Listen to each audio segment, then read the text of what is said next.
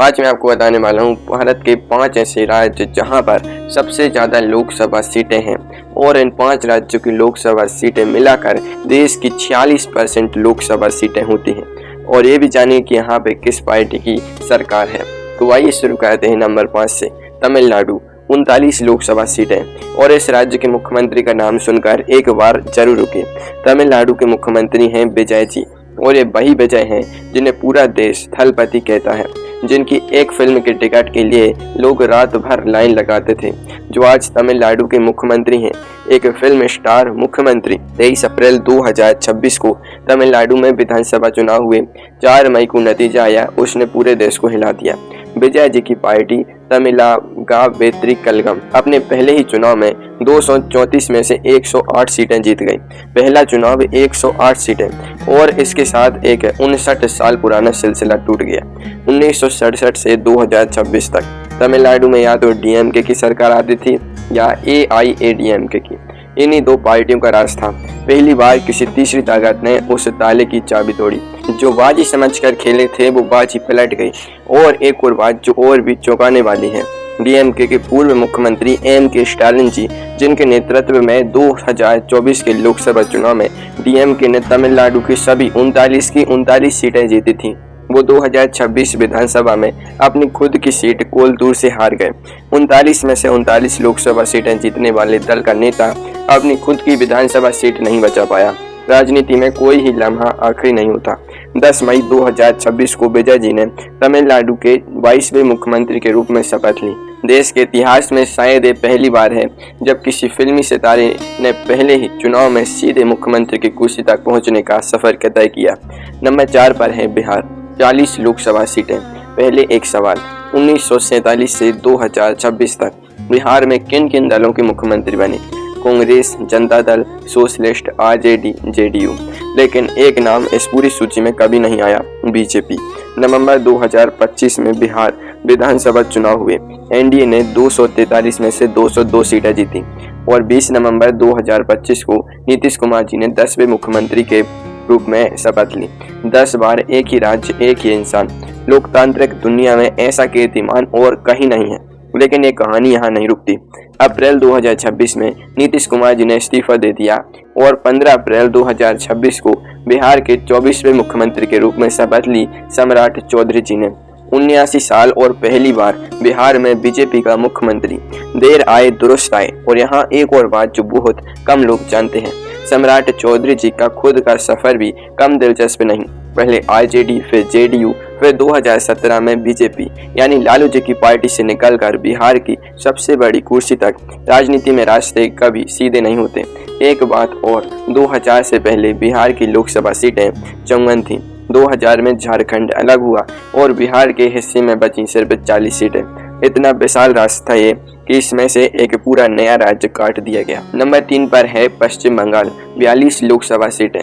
2024 के लोकसभा चुनाव में बंगाल से तृणमूल को 29 सीटें, बीजेपी को 12, यानी बंगाल बीजेपी के लिए अभी भी दूर का सपना लगता था। और फिर आया 2026 का विधानसभा चुनाव। बीजेपी ने 294 में से 260 सीटें जीत ली। 207 सीटें जीत ली।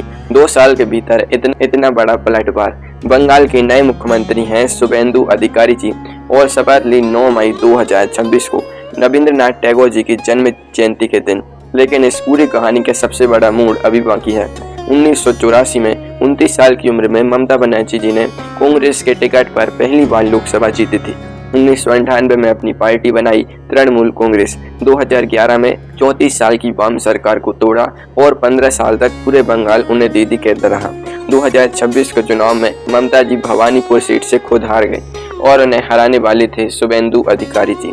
यही शुभेंदु अधिकारी जी जो कभी ममता जी की ही पार्टी तृणमूल में थे, जो 2020 में पार्टी छोड़कर भाजपा में आए। 2021 में उन्होंने नंदीग्राम से ममता जी को हराया था। 2026 में भवानीपुर से भी एक ही नेता ने एक ही प्रतिद्वंदी को 2 बार 2 अलग सीटों पर हराया। जो बोगे वो काटोगे। बंगाल की राजनीति पर इससे सटीक बात और क्या होगी। 1977 से 2011 तक 34 साल सीपीएम, 2011 से 2026 तक 15 साल तृणमूल, पहली बार बंगाल में बीजेपी की सरकार। नंबर 2 पर है महाराष्ट्र, 48 लोकसभा सीटें। यहाँ सरकार है महायुति की। बीजेपी, एकनाथ शिंदे जी की शिवसेना और अजित पवार जी की एनसीपी तीनों मिलकर मुख्यमंत्री हैं देवेंद्र फडणवीस जी। अब एक किस्सा जो भारतीय राजनीति के इतिहास में दर्ज हो गया। नवंबर 2019 महाराष्ट्र में विधानसभा चुनाव हो चुके थे। सरकार बनाने की जुगत चल रही थी।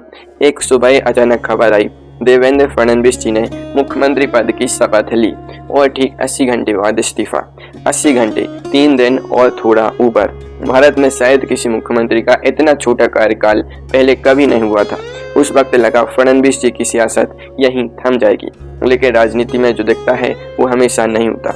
गिरते हैं सह सवार ही, मैदान ए जंग में जो गिरे ही नहीं उसे क्या जीतना है। 2024 की लोकसभा में महायुति को 48 में से सिर्फ 17 सीटें मिली। विरोधी महाविकास अघाड़ी ने 30 सीटें जीती, बड़ी हार। और फिर नवंबर 2024 का विधानसभा चुनाव, महायुति ने 288 में से 230 से ज्यादा सीटें जीत ली। एक ही साल में 2 बिल्कुल उल्टे नतीजे। देवेंद्र फडणवीस जी फिर से मुख्यमंत्री बने, इस बार पूरी ताकत के साथ। नंबर 1 पर है उत्तर प्रदेश, 80 लोकसभा सीटें, 80। देश की 543 सीटों में से हर 7 में से 1 सांसद सिर्फ उत्तर प्रदेश से। यहाँ सरकार है बीजेपी की, मुख्यमंत्री हैं योगी आदित्यनाथ जी। और अब वो बात जिसके लिए पूरे वीडियो भर इंतजार करवाया। 2024 के लोकसभा चुनाव में उत्तर प्रदेश में जहां बीजेपी की सरकार है, बीजेपी को मिली 33 सीटें और अखिलेश यादव जी की समाजवादी पार्टी को 37 सीटें। 37 बनाम 33। यूपी में बीजेपी शासन के दौरान समाजवादी पार्टी ने ज्यादा सीटें जीती। ये नतीजा आते ही पूरे देश की नजरें यूपी पर आ गई। 2014 और 2019 में जो राज्य बीजेपी का सबसे मजबूत गढ़ माना जाता था, वहां से ये उलटफेर किसी ने नहीं सोचा था।